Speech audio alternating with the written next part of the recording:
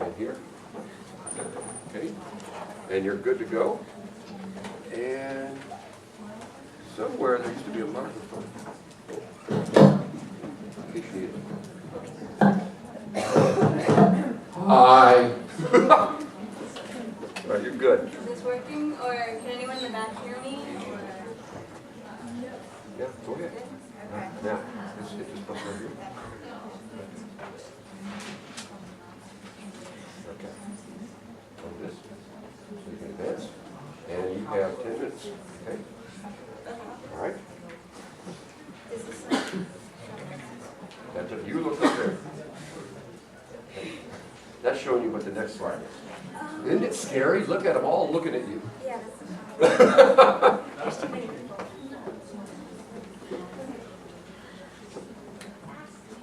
Hi, I'm Rachel. I'm going to be talking about the world's water resources and how we're basically destroying them and running out of water, and then what we can do in the future to fix that. Basically, I call it the apocalypse because it sounds kind of cool to me. I don't know about you guys. Basically, first off, it's good to know how much water we actually have available to us. You'd think that considering that there's 1,360 cubic kilometers of water on Earth, that we'd be just fine, considering that that could cover the entire United States and 145 kilometers. Is it not working? You're good. Keep going. Okay.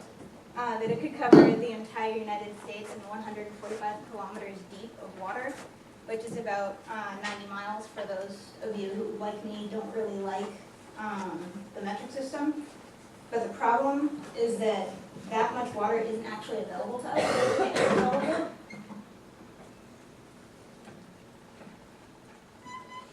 97% of that water is salt water, which basically makes it really hard for us to use as a resource.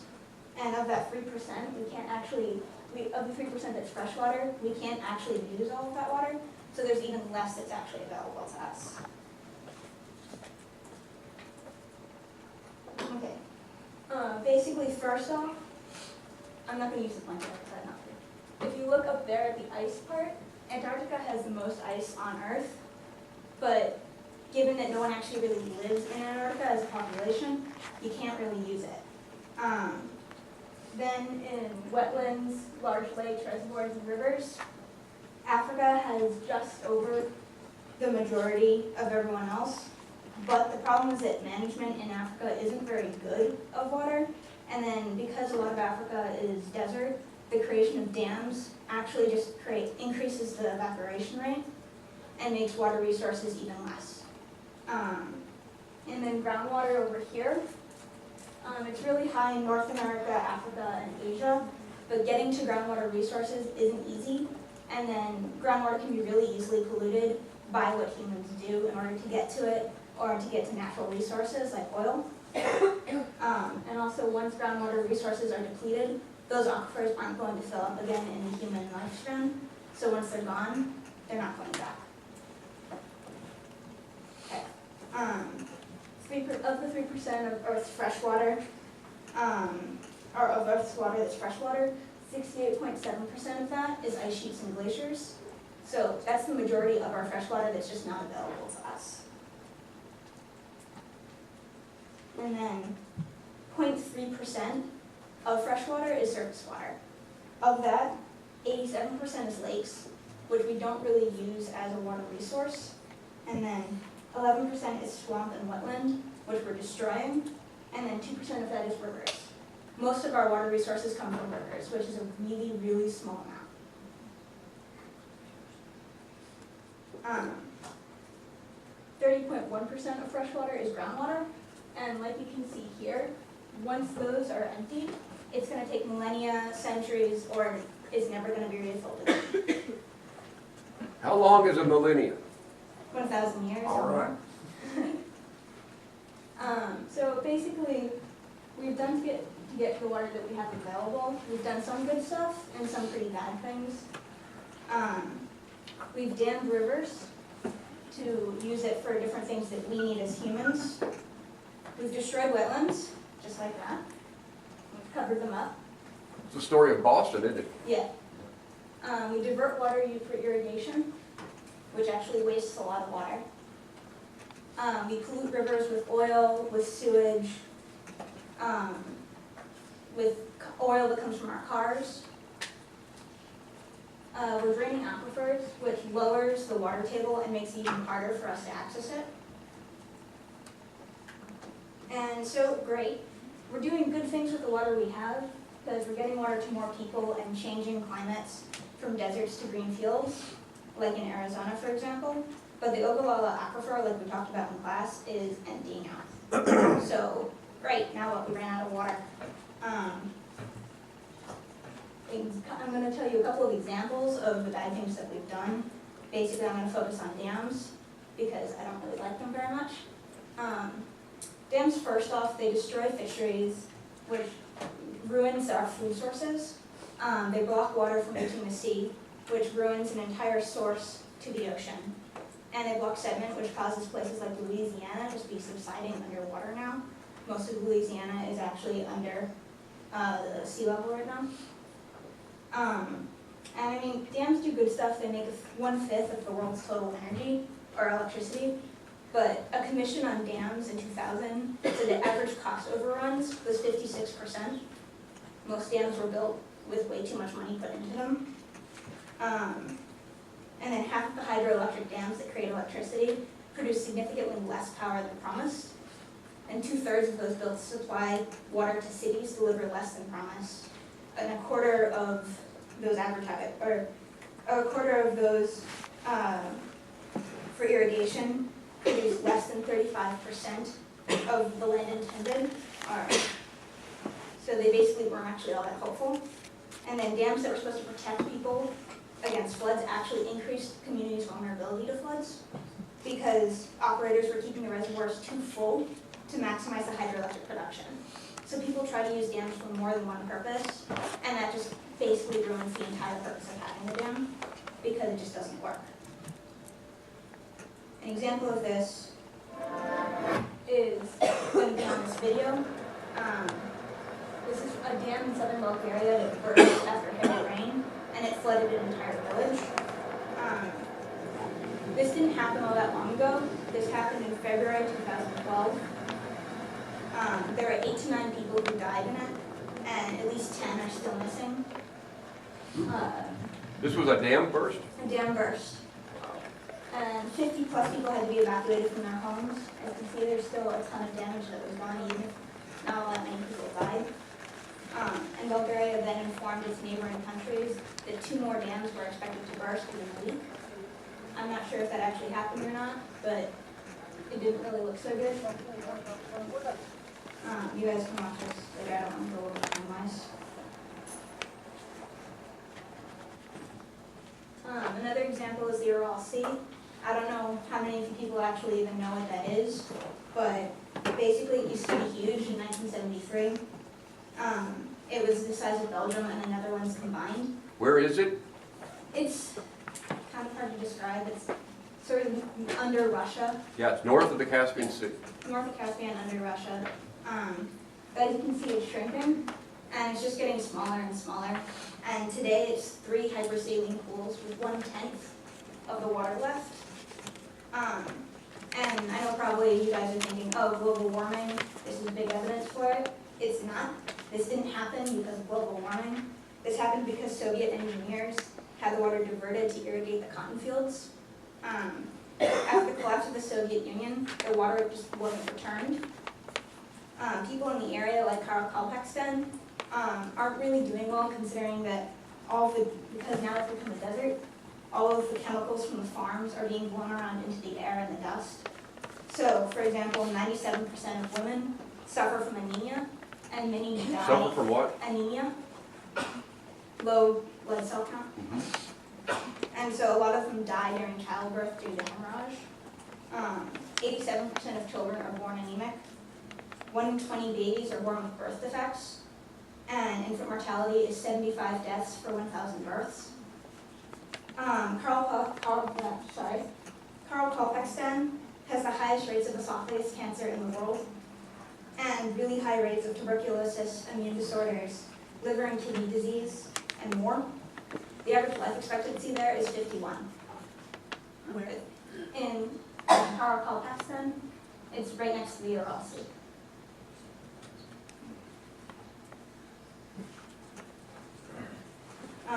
But average life expectancy is 51 years. I'm pretty sure most of our parents are over that. A little scary. Now that I've basically told you how we're destroying the environment and killing ourselves off, there's hope for the future. First off, like we talked about in class, we can do sewage water waste treatment and recycle the water to use it for irrigation and various other things and make it so we're not using up the water resources for ourselves. I want to go to Deer Island and see this. Yeah, I think that'd be pretty cool. That's pretty cool. Next, these are in England. They're called dew ponds, and they're actually completely natural. And basically, the rock underneath, the grass and the fields, cools and heats slower than the air around it. So at night, water condenses and fills these ponds. And they were used to be used for feeding the animals and used for irrigation. So if England stopped destroying them and actually went back to using them for their natural purpose, a lot of the people in the suburban or rural areas wouldn't need as much water from the different dams in the area. This idea is a little bit more controversial. It's called cloud seeding. It's adding silver iodide particles to clouds to make it rain. This is controversial because you don't know if it works or if it causes floods or actually steals water from other people. Sorry, I'm over. This is called fog harvesting. What's it called? Fog harvesting. It's done in the Atacama Desert in Chile. Because the area is so dry, the people set up these plastic sheets up in the mountain area. And so in the mornings, the fog condenses onto these sheets and it's collected and used for irrigation and drinking water. Some of the villages no longer use any water from the pipes that are sent to them by the cities in the area. They only focus on using harvest water. So. Yeah, Atacama Desert, remember that? It's a coastal desert? Yeah. Yeah. But they do get the fog. Yeah. This we talked about in class, it's desalination. Taking salt water and turning it into fresh water. It's really expensive, but I think some places in the Middle East use it. So it is an option if people get too desperate. Santa Barbara, California has one. Okay. This is called rain harvesting. I couldn't find a picture of a place in China, but this is done in China, India, and the Middle East. Chinese villages store the water from when it rains in cisterns under their houses, and they use this for irrigation and drinking water because the water's clean. India, they use these, which are called tanka, and it directs the water from storms and slows it down, where it's then used to allow it to sink into the ground and refill the groundwater table. What are they called? Tanka? Tanka? Yeah, How the you English spell it? word tank. Oh, tank. So Tanka. Tanka. I like it. Yeah, the English word comes from that. And it's allowed to sink in and refill the water table. And then these are called Qanat, Q-A-N-A-T, or spring tunnels. And what they do is they collect water and direct it underground. These are found in Iran and Israel. And they've been there for hundreds of years. And they actually basically have the fresh water act as a spring in certain areas. So there's places in the West Bank that just get all of their water from these springs because it's very consistent and it's been there for years and years now. Last one, this is drip irrigation, which is used to preserve and reduce the amount of water that we use. What it does is it basically directs the water through the tubes on the earth instead of spraying it to get to the plants. And this preserves the amount of water because evaporation rates drop. This is used all over the world. My mom actually uses it at home, so I think it's a really good option. If you're interested in learning more about how much water resources are, the book up there, When the Rivers Run Dry, is a book that I found really interesting and really useful. And if you're interested in learning more about how water actually works and where it comes from, I would suggest taking the Introduction to Hydrology, ES 317. Thank you, Rachel.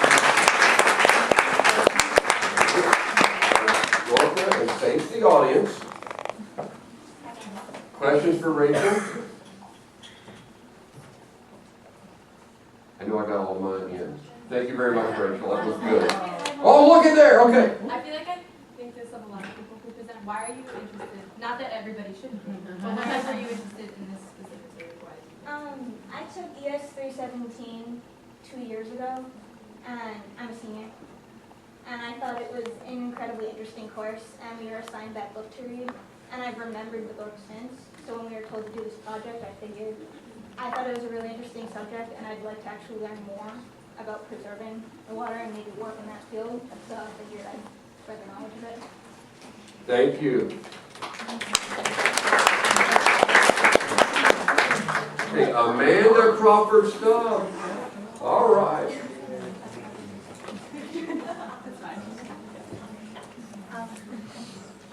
If I run over it, is it okay?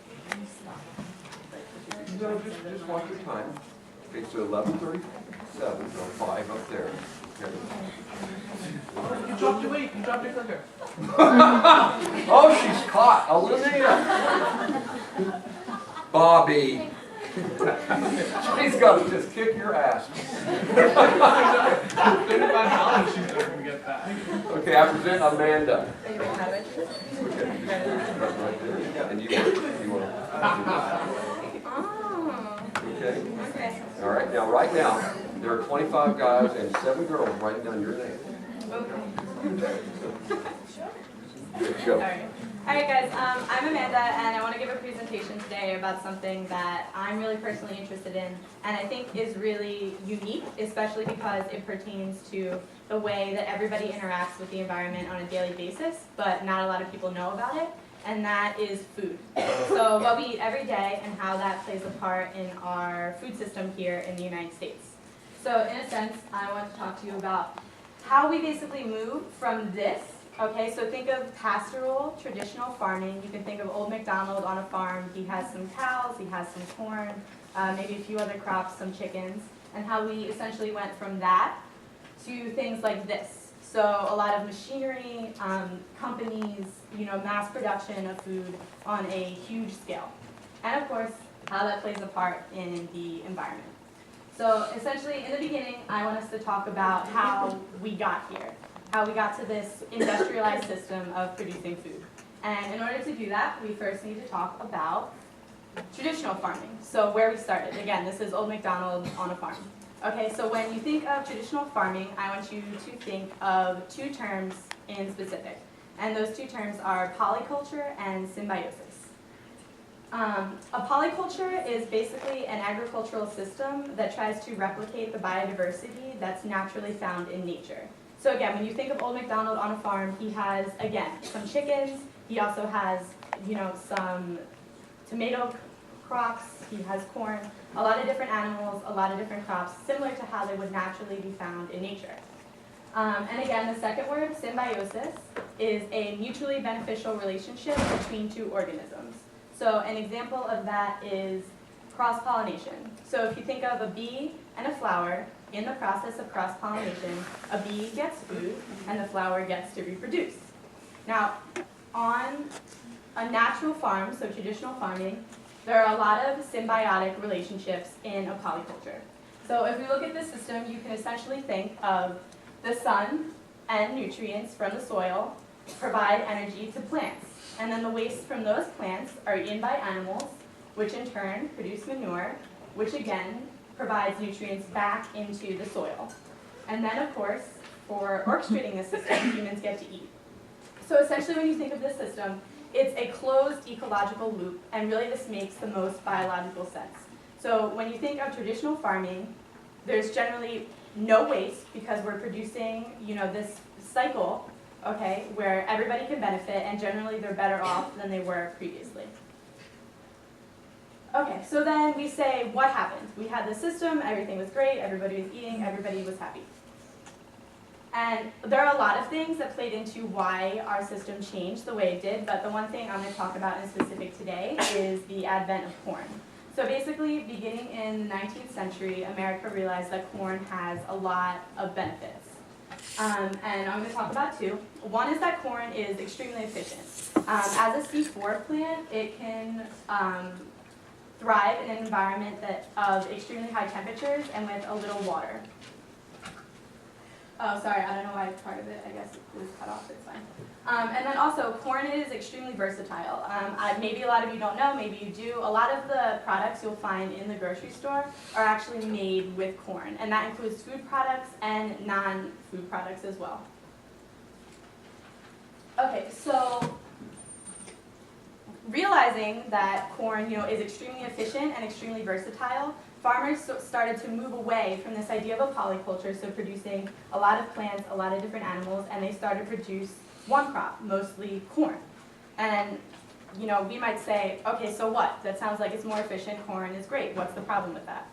And there are a lot of different environmental impacts that come along with the idea of producing just corn on fields and not producing different plants and different animals in the same space. And the two that I'm going to talk about today are fertilizer and industrial meat production.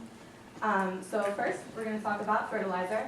And okay, so bear with me for a second. So put corn on the back burner, and now let's just think about the idea of fertilizer. So if we think of the traditional system, okay, so plants need nutrients from the soil, and one of the big ones is nitrogen. And normally, I think we just talked about this earlier, in order to replace the nitrogen that crops are pulling out of the soil, farmers would do two things. They would do crop rotation and they would use manure. So again, this goes back to the beginning. So with crop rotation, by planting things like legumes, is that how you say that? Yeah. Yeah. Those kind of things naturally replace nitrogen back into the soil. Things like manure, again, a natural way to put nitrogen back into the soil. But what happened was, because farmers are only producing corn, this monoculture, they don't have manure available to them anymore. And crop rotation is kind of out of the question because they're only producing, normally one crop at a time, corn. So the answer to this for us was chemical fertilizer. This was developed by, I think it's Bosch in the 1950s. And basically what it does is it deposits the nitrogen that plants deplete back into the soil along with phosphorus and potassium. And we might say, okay, well, this sounds great. So why is this bad for the environment? It's bad for the environment for a few reasons.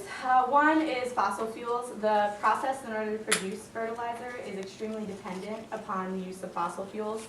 Every acre of corn uses about 35 gallons of oil. Fertilizer also contributes to acid rain. We learned before in the semester there are a lot of reasons why that is bad. It has a lot of health repercussions for the entire ecosystem. Also, fertilizer can contribute to waterway contamination. So, you're putting all of these chemicals into the ground, and there's potential for that to seep into our larger waterways, which again, we learned earlier, there are many reasons why that is bad and unhealthy for animals and humans alike. Okay, next, industrial meat production. Okay, so approximately three of every 5 kernels of corn that are produced are used in meat production. And so normally what is happening is cows eat grass. But what happened was we were like, okay, corn will make them fatter faster, so why don't we feed them corn? And that is basically what happened. And again, because we're mass producing corn, it's cheaper, it's easier to get to. So farmers decided to use this instead of, feeding them grass. Okay, so why is this bad for the environment? This is bad because of oil consumption. The industrial meat production uses a lot of oil. It's approximately 1 barrel per cow. Wow. Yeah, so that's a lot. Crazy. Yeah. Okay, there's also a lot of toxic byproducts. So producing so many cows in such close quarters produces a lot of health-related problems for the cows, and we again fix that by using a lot of medications that we pump into the cows, and this essentially makes their manure toxic. So basically what we're doing is, again, if you think of traditional farming, we initially had this manure which we could use, put back into the system to fix the soil, but now this manure is essentially made toxic by the system and the way that it works today. And okay, another thing I have here is that, so again, normally we would put the manure back into the soil, but because it's toxic, a lot of the system, what it does now is it puts it in lagoons, which essentially sit and then have the ability again to seep into our waterways, which leads to a lot of different problems. And then a lot of people are really familiar with this one. Cows produce a lot of methane, and methane, again, a greenhouse gas, and is 20 times more poisonous than carbon dioxide. So that's not good. Next, there are a lot of, again, as I talked about, health effects that come from feeding cows corn as opposed to grass. For example, one thing that it does is it causes acidosis. So if you think normally a cow eats grass and its stomach is not acidic, okay? And then when a cow eats corn, that produces an acidic stomach. And normally the acid we have in our stomachs will kill a virus like E. coli, but now because this virus, such as E. coli, is present in a cow's acidic stomach, it's becoming acid resistant, so it has the ability to produce new strains that could kill us. So essentially it kind of messes with our entire microbial ecosystem. And then lastly, transporting meat across the country leaves a huge carbon footprint. 12% of all global greenhouse gas production comes from transporting agricultural products, including meat. So basically what I'm trying to say is we started with this original system, okay, that essentially was, polycultures, there was no waste, and we turned it into this other system, which I'm not saying is right or wrong, I'm just saying has a lot of environmental consequences that we need to consider. And again, the reasons that we did that were ultimately fueled by the thoughts that, the system we had previously wasn't economically efficient. So again, I'll run through this like 30 seconds real fast. What can we do? Again, you guys are familiar with these. You can buy local. Organic food, a lot of people say, will taste better. It keeps local farmers in business. You can eat less meat. Experts recommend half a pound a week, which is actually a lot less than I think a lot of you will agree you consume. And then that's it. Wow, thank you. Thank you, Amanda. That was loaded with lots of information. Yeah, sorry if that was really fast. I wasn't ready to say. Sit here and look at them all. There's one.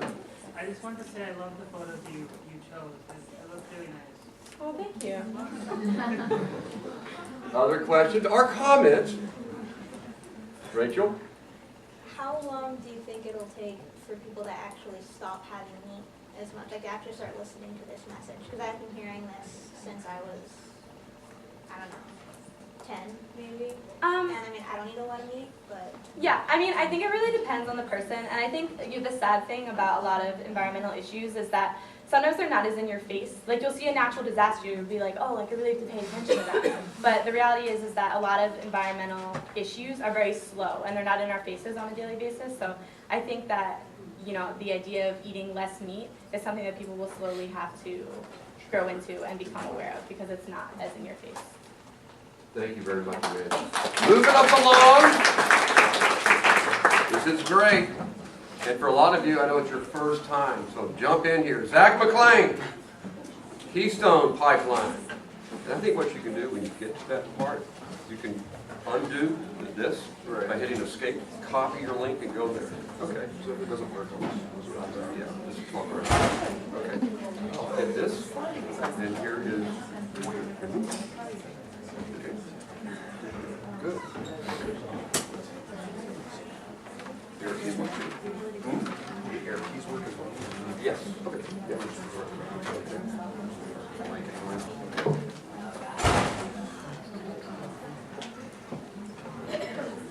Okay. I'm just curious, like by a show of hands, has anyone actually heard of Keystone XL? Keystone XL, it's a pipeline. As the name would suggest, it's a pipeline. Okay, so not that many people, maybe like half. So I'm going to be talking about Keystone XL pipeline. It's a actually multi-phase pipeline that moves Canadian tar sands from Canada to the South United States for refining of tar sands. It's actually a way of producing oil. So there's a lot of oil like trapped in Canadian tar sands that can actually be used. But it requires a process of taking them from Canada to the United States where the refining actually goes on.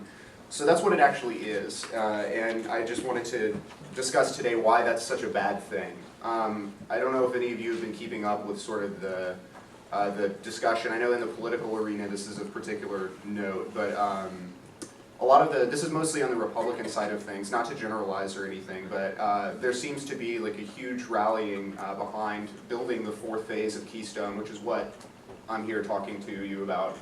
Not doing. So there's a huge rallying of support there because they're claiming that this is a creator of thousands of American jobs and that this will somehow lower domestic oil prices, lower energy prices for everyone, that it's sort of like the engine of growth that the economy is badly needing. So Zach, have they already built 3/4 of it? Well, not 3/4 of the phase, but the project is in phases, so 3 phases have already been built. And one more to go? Well, if it passes. I mean, right now there was So it's 3 parts done, one more to go, and that's the battle. Yes, the battle is actually moving it from Canada. The whole pipeline is still to be built, transporting the tar sands from Canada down to the Gulf. So none of that has been done yet. But TransCanada, the company that's wanting this to be done, is pushing really hard for it. So why it's bad. So first off, I'm an econ student, so I can get into this. It's actually an export pipeline. So any oil that they're picking up from Canada and transporting to the Gulf is not going to you. It's going to mostly Europe, some Middle Eastern countries that are contracting with TransCanada, so none of this is anything that we'll ever see. I mean, that's kind of a startling realization. I know that I was a little bit upset by hearing that. You know, there's tons of political support for something that essentially is only going to make, you know, a Canadian company a lot of money. And actually increase gas prices here. Because domestic oil will actually be reduced because there's a lot of American support for the companies that are based in America. There's a lot of support for this because they can make a pretty handsome sum by helping TransCanada out with this. So they would actually have to curtail their efforts in getting oil here for the American people to use. So domestic oil prices are anticipating a huge shock if that were to happen. So we would actually be paying more if we had this thing built, which is kind of the opposite of what you would expect. But it's bad. It's not good. And then also on the environmental end, this is kind of where this course and this topic kind of converge. It's drastically going to increase carbon emissions, and this is something that I know we've talked about. I know a lot of people have, you know, have presented on things like recycling and reducing. We've talked about reusing, but this is a huge problem because it is a lot nastier than just burning oil. This is a multi-step process to get this from tar sand to usable fossil fuel, something that we can actually use, put in our cars, and it's really dirty. And there's a NASA scientist, James Hansen, who actually is sort of the forerunner of this opposition, who claims that it would actually push carbon parts per million above a level fit for human life if this were built. Now that's just an estimate, but it's been done multiple times. He's checked his numbers quite a few times, I would add, and it would push it past 400 parts per million. We're right now in the high 300s. So whether or not it's actually practically not fit for human life, that's a question that will be answered later, I suppose. But that's what he's saying. Also, it'll endanger wildlife. Lots of the species that are currently active in the sort of dead zone that would be where the pipeline would be going from Canada to the southeast United States would be endangered by this. Birds like this would die. That's a mourning dove. Yeah, it is. And I guess fittingly, it's a mourning dove. It's sad though, because this is just one of the species that would be affected. It's not good. You know, the pipeline is prone to leakage. The pipes are not as secure as anyone would have you to believe. So, you know, oil or tar sand could be potentially leaking out of the pipes onto the ground, getting into aquifers, messing with the water supply. I know people were just talking about the aquifer earlier. So there's huge problems here in the environment, and it's not something that's safe. It's certainly something that we should fight against. And on that note, what can you do? Before I play this short video, I would stress that what you can do most is to learn. I know that a lot of people encourage you to do a certain thing, or they say you can do this. I think in presentations, it's key to stress that in order for you to make the best decision about what you can do, you should understand the subject. And a brief presentation like this only kind of gives you a brief idea of some of the things that are going on. So I think that if you actually are interested in sort of fighting this back, it would be a good thing for you to just kind of Wikipedia. Most of the information there is correct. There's lots of different articles about this. There's plenty of stuff that's been written by Hansen himself. Other scientists who are involved in this who are stating that this is a huge problem. Other than that, I will say on a good note that before I show this video, this is a rally that went on in September of 2011, and about a few thousand people were outside of the White House for a day. Many of them got arrested, as you'll see in the video, for protesting this thing. But the aim of that was to convince President Obama that signing off on building the fourth phase was not in our interest, economically or environmentally. And so they actually were successful in keeping him from signing away in this legislation. It was something that he was planning on doing, and they kept him from doing that. So this is an example of affirmative action going completely right. So I'm going to play this video, just kind of give you a sense of what this opposition looks like, just in case you're interested in seeing what the culture is and kind of how you might fit in. This should work. Nope. Okay. That's not gonna work. Panic time? No, that's all right. No, don't hit that. Get here. All right. Here. Where is the language? It's actually in credits. All right, hold on. The faster thing is always good. Yes, I think I watched it last night. Oh, really? It's dangerous looking at my history. Yeah, there's there. There it is. Last, get up there. Right there. Oh, shit.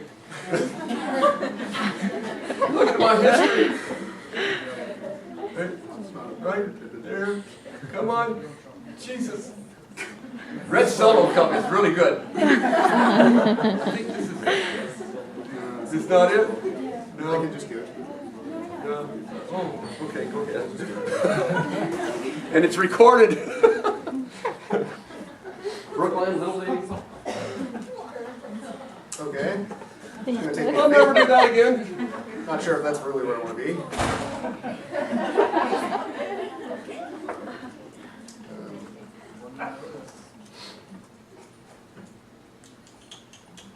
As you can see, just an interesting note, the top sponsored thing by ExxonMobil is basically pushing for people to actually support this thing. Just thought that was an interesting note.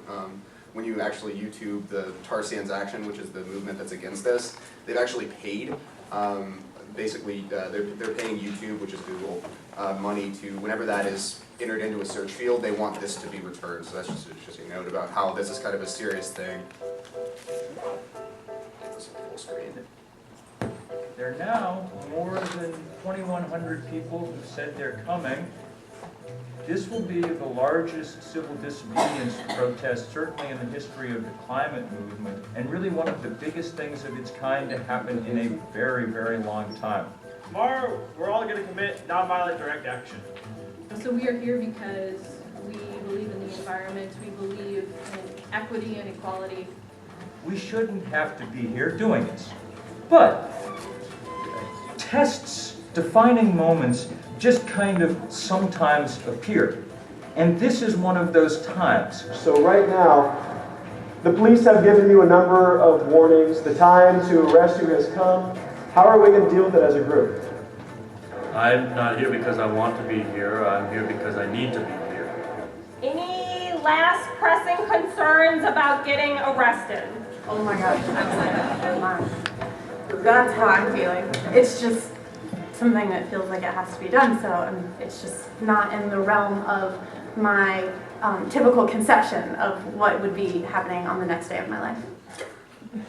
If you are going to be risking arrest, you're going to be lining up on this sidewalk over here.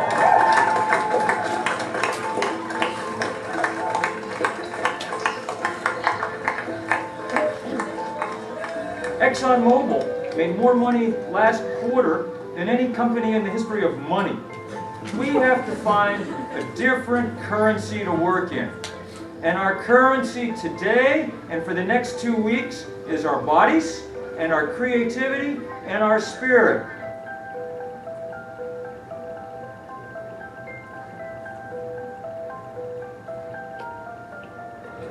This is your third and final warning. If you don't leave now, you will be arrested.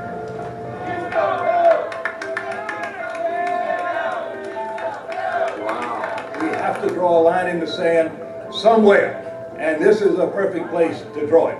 It's a new, controversial, unconventional fossil resource with tremendous potential to harm the global climate, and for Obama to do something in his own power, which doesn't require Congress, that would be electrifying and send a powerful signal around this country and around the world that we are going to act.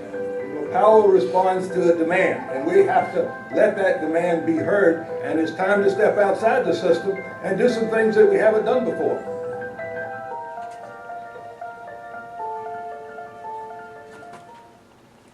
Amazing. I would encourage anyone who's interested in this to, look it up. Like I said, learn what you can about it, because this is kind of a serious thing that's going largely unnoticed. And yeah, that's it. Okay, thank you, Zach. Take a moment for questions while I get Diana's ready to go. Oh, yeah, go ahead. How did you learn about this yourself? Actually, my brother, one of his best friends from childhood is actually a scientist at NASA. I don't know about anymore. I think he might have gotten cut when they sort of downsized the space program. But he actually had lunch with Hansen, and he was just describing this like several years ago when they first started building Keystone, like the first phases, and it was in the works like 2007, 2008. And he just came home with it one time. He came home and started talking to me about it. I looked into it and realized that it was a huge problem. Thank you. We can move on. I learned a lot. Thank you so much. I did not know a lot of it. All right, you ready? Okay. Push this. And here's the pointer. It's right there. Okay, done. Alright guys, so we're going to talk about environmental toxins in our food, air, and water. I'll try to make it go quick so we can get out of here. I actually took an interest in this because I'm half convinced that whatever's in our food, in our water, in our air is giving us cancer. So, that's it. A little definition, it's short, it's quick. It's basically environmental toxins, contamination of air, water, or food by harmful, essentially harmful substance. So to give you some examples, just kind of general, see what we're talking about here. We have PCBs, and I know we talked about these last time. And they've been banned for many years, but they continue to reappear in our food. We have dioxins, which is a result of combustion. And then we have asbestos, which is mostly found in our houses, insulation, such as floors and heating. And we have the heavy metals, which is in our water, and you can see here, it includes such things as lead, copper, and they're really, really harmful because they're found in our water. And then, of course, chlorine, which we use for bleaching in our homes, and it's also a toxin. Mold, obviously, it's in our food, and our buildings, and our beer, if you like our beer. Pesticides, which is also found in our food, in our vegetables, and in our processed meats, such as burgers. And then this other one, which I can't really pronounce all that well, phthalates, I think. I don't know. Try to say that. Wow. Phthalates. Phthalates. Listen to Dr. Phthalates. It's used to lengthen the shelf life of fragrances or perfume and our plastics. So to begin with, we're going to go with air toxins. And the EPA has defined like the most prominent air toxin and where it's found. So they break it into 3 basic categories. So we have our human-made sources, such as automobiles. And then we have our stationary sources, which is defined as like factories and refineries.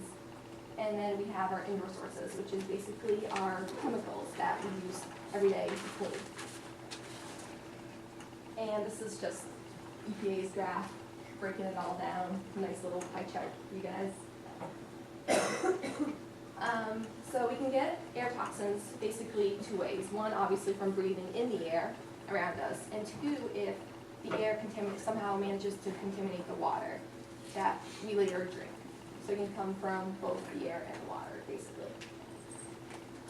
And I'm really interested in basically like the health effects of all this. Because like all these nice big fancy vocab words don't really mean anything until you actually learn what they do to our bodies. And that's basically gonna be like my main focus is what it does to us. So some of the air toxins that we talked about, so lead to lung damage obviously because we're breathing them in and it goes straight to our lungs. So that's the main one. And then immune system damage because we're breathing it in and basically transporting it throughout our entire body. And then infertility and reproductive problems, this is such a big problem, especially in pregnant women who are breathing in this air and they can pass it on to their babies, and of course, cancer. So this is kind of interesting. I found this randomly as I was researching, and it was, I think USA Today did this, and it said basically like, oh, type in your place where you live. So I thought I would do Boston University, because we all have an interest in this, and I typed it in, and it just showed us basically on our scale, as you can see it here on the top, of how clean, or not clean, our air is, and what we're breathing in.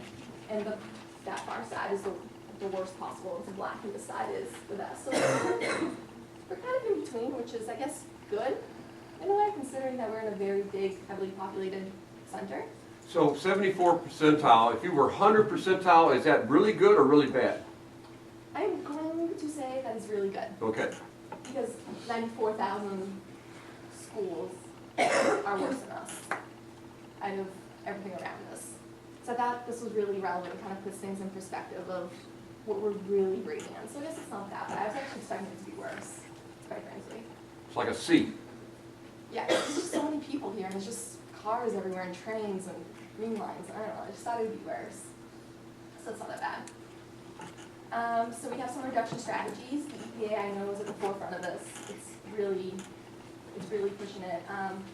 National emission standards for hazardous air pollutants. It's basically trying to cut back some of the hazardous air pollutants we talked about. And then mercury and air toxics. It's just trying to limit how much refineries and factories are emitting. Water toxins. These are contaminants in our water. And one of them is arsenic, which is a heavy metal found in our water. Fluoride was interesting because up until recently it was actually added into our water, and then it was found that it's actually it causes cancer, and it's just as poisonous as lead, which is kind of funny because I did not know that. I thought they were still adding fluoride. I think it was up until recently they have. It's still in our toothpaste. It's still in our toothpaste, yes, but it can be just as dangerous as lead, which is the irony on this. And then chlorine, which causes free radicals in our body and damage our cells. So those are some of the basic water toxins. And then I think water is very important to the body. We all know that. We all have to drink a certain amount every day. And it's just a little chart showing how really important it is. It's basically everywhere throughout our body, brains, body, like organs, everything. Water is super important. And if we have toxins in it, well, that's not very good. Some health effects. There's minor ones, which it's not that bad in the grand scheme of things. There's vomiting, dizziness, skin rash. Probably goes away within a few days. And then we have the lung problems, again, cancer, kidney and liver damage, immune system damage, nervous system damage, and of course, birth defects. Because pregnant mothers are drinking this and transmitting it to their babies. So I guess it all comes back. So we have some public policy. I found this really interesting public policy ad that's how many kids will die from water-related diseases every single day. And I'm going to say this is probably in third world countries, such as Africa, but still kind of puts things in perspective. And then we have some public policy, direct public policy to deal with this, which is the Federal Clean Water Act here in the United States. And it basically tries to clean up the rivers and the waters of the United States. And then food toxins. This is my favorite part because I'm really interested in this. We have some sodium nitrate. So you guys walk through a supermarket and you see the meat aisle and it all looks red and pretty? Yeah, that's actually sodium nitrate. It's coloring and it's not that great for you. it's fake. It also causes cancer. So, there you go. Mercury is found in our fish. Aspartame, it's artificial sweeteners. I've heard this rumor before, and I always thought it was a rumor. Like, you have Splenda and Equal, and it's low calorie or non-fat or whatever, we all think it's great. But it actually turns out that it causes cell damage, and I didn't think that was true until I was researching it, and it's actually true, so kind of try to cut back on your Splendas, I guess. And then hydrogenated oils, which is in our snacks, like, I don't know, Cheez-Its and Goldfish and all that, and basically is toxins that are added into it to make it last longer, so that's why it can sit out for years. And then food pesticides, which kind of went into Amanda's presentation. And it's basically pesticides that are added to our food to prevent contaminants from getting in the food in the first place, but it's kind of a circular argument because the pesticides then go into our food and cause toxins, which is, when you consume them, it's bad. So it's trying to prevent something, but it's also causing something. And it can lead to cancer, reproductive problems, infertility, and pesticide poisoning that could be deadly and damage to the nervous system. So some of the foods to try to avoid, and I know it might be a little hard, but after doing this research, it was definitely eye-opening. Obviously, these are the hydrogenated oils we talked about, the snacks. Twinkies. Twinkies, yes. And I know this is like processed meats, and also talked about animal meats as well. So I know we went over this before too, like trying to cut back on our meat consumption. I know it's very hard. And I found this interesting because I think there's a culture of talk, like we've accepted it so much into our culture that we almost are not concerned about it as much. And it's just, these are some funny little cartoons that I found. It was like, funny. So this little boy was like, oh, yeah, well, here's America, land of opportunity, and I hope you can pay for your cancer treatment because there's toxins everywhere. And another one cartoon, talking about the mercury in the fish. And then just a family praying basically to like, dear God, help us from all the toxins. So I thought that was really funny how we're taking something and we're doing something else. This is a really interesting book. This is kind of what sparked my presentation. And she's basically trying to link autism, which is so prevalent in American society, more than I think anywhere else in the world, to environmental toxins. So she was basically saying there's a link between the two. And then I wanted to end on like a little optimistic note. Another book, Dodging the Toxic Bullet, is saying basically how we can circumvent this and prevent it because it is possible to reduce the toxins.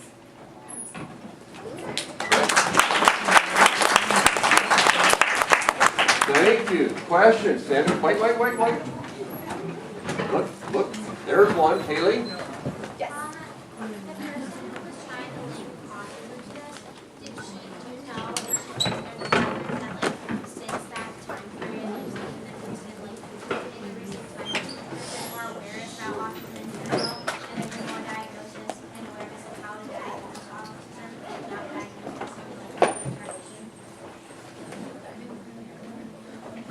Could you shorten that question? Sorry, it's really hard to hear. No, just like, did she take into account